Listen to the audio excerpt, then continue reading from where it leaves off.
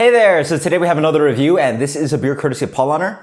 And so I just did the Treehouse German style Hefeweizen, so I thought I'd check out the Paulaner. So Paulaner every like 3 to 6 months sends me some package. So checking out their Hefeweizen. Obviously Paulaner is one of the original Munich German breweries.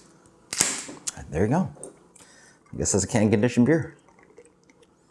Oh yeah, that's a rocky one right there. So generally when I try to pour these on draft, I try to give them a little bit more time. Something towards a slow pour. Yeah, they just have a lot of CO2 in them. They're going to be higher volumes of CO2. I think it's like anywhere from like 3 to 3.5. No, even over 3.5, yeah. But yeah, anyway, if you watch that video that I was talking about, you can sort of see what I was talking about. This beer did not joke about its carbonation. So what you can see here is a really tiny bubbled head. Like it's very, very tiny up there. It's got this like moussey kind of texture to it. And then it really takes a little bit more time as it sort of rides up. And also the other thing you notice is that, despite what like BJCP says, I find that the American, or at least by the time they get here, these Hefeweizens are not that pale or not that like light as they suggest. I mean, that is a solid to me. Maybe I'm wrong in my SRM. That's a solid to me, medium to deep gold color. Like that is, and which is within the range, but I don't find the style, at least what comes to America, to be that pale. Like it is solidly in this kind of like, you know, medium to deep gold color, yeah. And it honestly looks dark for a New England style IPA. So like for Hefeweizen, for a pale beer, that's what color you get. But yeah, you can see sort of show. This head is not going anywhere. It's really fluffy. If I really wanted to like go crazy, I could even like, I've been talking so long. You've got a really nice creation of head. And so this is what you do with a Rainbow Stream Fizz, right? You can do one of these. I mean, that's gorgeous, right? That's just pretty. At least for me. I mean, the fact that that head sort of sits like that is just, I mean, that's the slow pour pills, right? Anyway, a lot of talking. That's what you need to do when you need time for your head to build. And hell, let's get a little aggressive. Let's see what we can do here. I think that's about as far as I can go, right?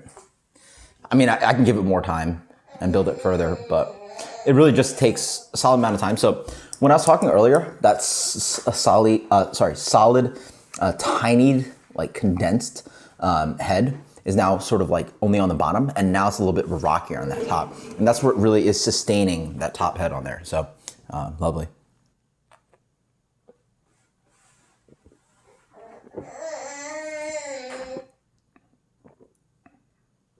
Yeah. So that's German style Hefeweizen, yeah. So one thing I noticed about this one is that it's a little less, I feel maybe a little less like clovey, but it's just like more banana-y and like perceivably sweeter, or it seems sweeter. I don't think the beer is actually sweet beer. But this one almost has like a nice phenol where it's like slightly smoky, a little bit clovey, dry, and then like it has a texture to it. It's got a little bit, just a bit more chew to it. And then it's got like this like, almost like nutty malt character.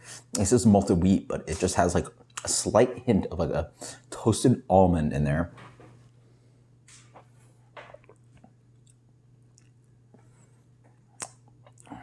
Followed by like, just like a little bit of like, almost like, it seems like almost orange, but I guess it's mostly just like banana and spice. I mean, you can recharge that beer. That's just gorgeous. And you recharge that beer and build that dense foam again.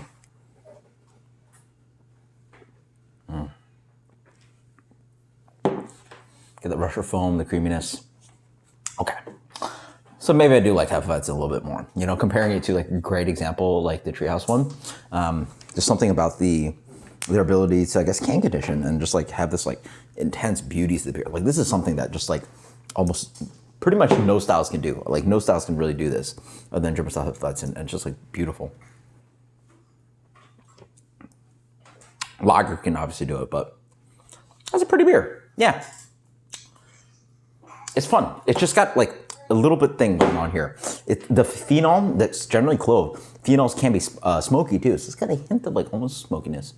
It's got this really nice kind of orange zested banana bread thing, but not like a dark colored banana bread. Almost if you could like make a white banana bread, if that makes any sense.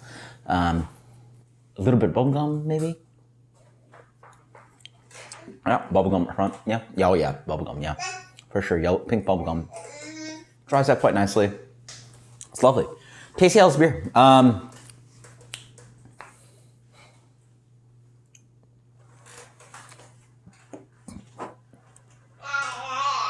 Excuse me, carbonation.